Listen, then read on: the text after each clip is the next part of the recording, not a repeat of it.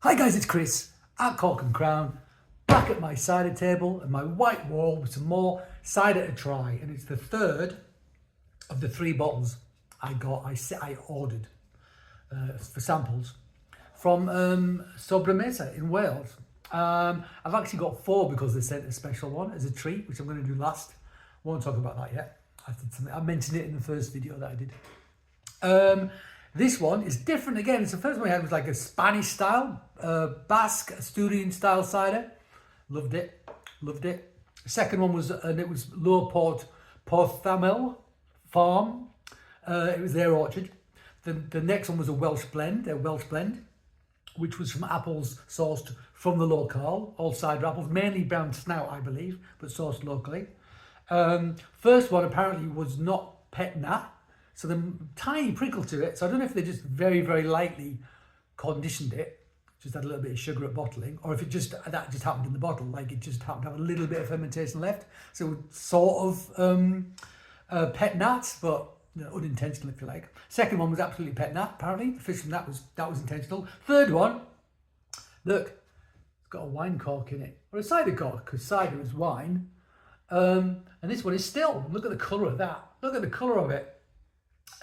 So this one is neither bottle conditioned nor pet nat because it's still, and it's been in a whiskey barrel, hence that colour. So that's a combination of tannin. I think this is Dabinet heavy. I think it is. If not, I will put some information on the screen. That's what I use my white wall for. I put information up there and pictures. So yeah, I think this is mainly Dabinet. I've just noticed it says on the bottle. Adrian messaged me about it, but I've just realised it says on here. So let's read what it says. Dry oak aged cider, a single variety Dabinet pressed in autumn 2022, our first cider making season. Wow, first season. High tannin juice from bittersweet apples from Monmouthshire, fully fermented and barrel aged in ex-Welsh whiskey barrels. Don't know who the Welsh whiskey producer was. That's hard to say. I'll try and find out, put that on the screen. Barrels for 24 months for a further 12 months of maturation in bottles. So 24 months in a whiskey barrel. It's probably going to have a bit of whiskey flavour to it. That'll also add something to the colour, the oak. Probably a bit of oxidisation as well, but also like the whiskey itself. If there's X amounts in there, will add colour to the barrel because it has colour. So this is going to be quite strong, I assume. Vintage 22, 7.5%. So this is over 1% stronger than the last one that we had, which was about 5% stronger than the one before that. So they've gone up incrementally in strength. Still cider, best served decanted at room temperature, well fermented, no added sulfites. Our ciders are made with 100% apple juice. Super. So there you go. Bit of wax on the top to seal it. So let's get this thing out. I'm not doing this for a while with cider. When was the last corked cider I had? I can't remember. I mean, like, not as in sparkling. I could do quite a lot of those. But as in, I think the last one I did that would have been, Eric Baudelaire, I think. But this is still, so the cork isn't going to come flying out. We've got to do the old pop. Nice. Is that a real cork? Is it real? Yeah, I think it is a real cork. It is a real cork. Don't mind either way, but it's a real cork. There you go. Look at that. Oh, I can smell this already. Now, whiskey aging is all well and good, you know. The next thing I've got to try has been in another barrel. It's been a port barrel. Sounds great.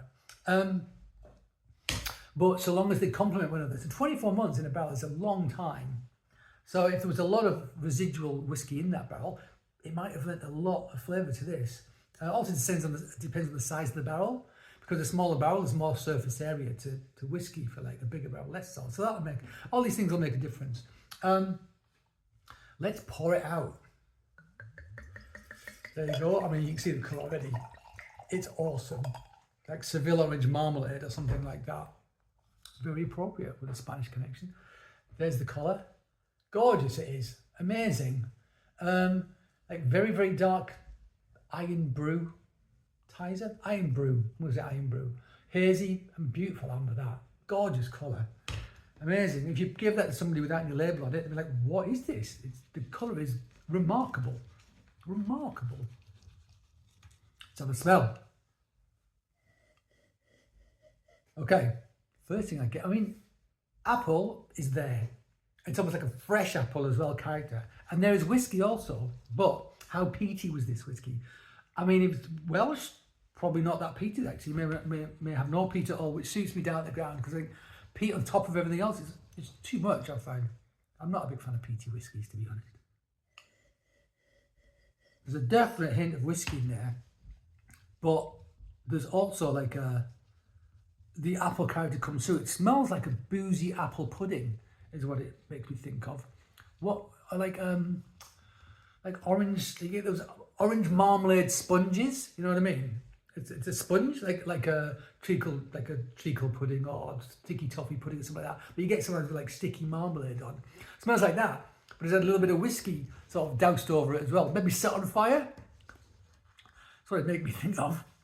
Oh, I just want some custard. Yeah, great. Well, Dabana does bring an orange element to the party every time, and it's done it again here. There's a definite orange character to this. Orange, whiskey and apple. Great combo. Great combo. Let's try it.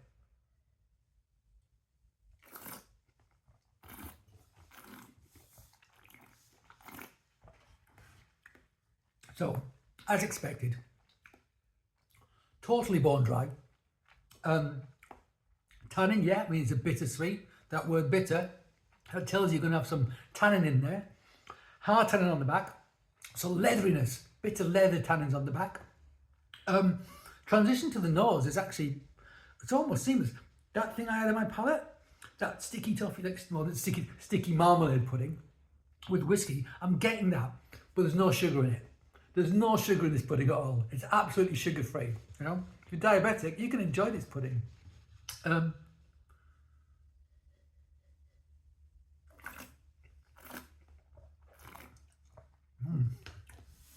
Yeah. I mean, yeah. Apple, orange, whiskey, tannin, acidity. Yeah, not brutal, but it's there. It's fresh. Keeps your palate clean. It's nice. It's not, you know, it's not flabby. Great balance. That is a really good example of how to do barrel aging, I think. Aging's got it just right. 24 months seems like a long time to me to leave that in a whiskey barrel. But you know what? It's come through it absolutely fine. It's come through it fine. You get the whiskey, and you should. If it says whiskey barrel aged, you absolutely should get the whiskey. Feeling the heat coming down here now as I'm talking. It was like a whiskey burn coming down here. Subtle, but I can feel that booze. And it's the right time. Yeah, it probably should be warmer actually. I had it outside, but it's still quite cold out. So it's probably a bit colder than it should be. When it warms up, I think it's going to get better still. But that is a great sipping. That is a great example of how to do whiskey with barrel aged cider. You know, it's really good, which gives me high hopes for the Foxwell Port Barrel, which I'm going to try next, which Adrian kindly sent me as a sample for free. Yeah, top. I'm not a big fan of a lot of whiskey barrel aged stuff, just because the whiskey dominates. Of anything, like bourbon barrel aged, you know, imperial stouts that I used to sell in America. Jesus Christ. It's just imperial stout and really strong. It's brutal. And they only came in like big bottles. It was just stupid. Hated them. They made me angry because it was too much for the ABV, which is like 11-12%. And all you could taste was bourbon. It's just too much. And people raved about it. Like, oh, it's so exciting. But it's like Emperor's New Clothes. It wasn't exciting. You know, you spoiled the bourbon and you spoiled the beer. That's what you did. Fact, in my opinion. This, however, is exactly how you should do it. It's really good. It's really good. I really like it. If you like still ciders, if you like whiskey barrel aged ciders, if you like trad ciders, do yourself a favour. Try this. I really like it. It's great. It's great. So there you go. 3 down, 1 to go. Sobremesa. In Wales, we really like. So thank you for joining me at my cider table. I hope you join me again. But until that time, cheers.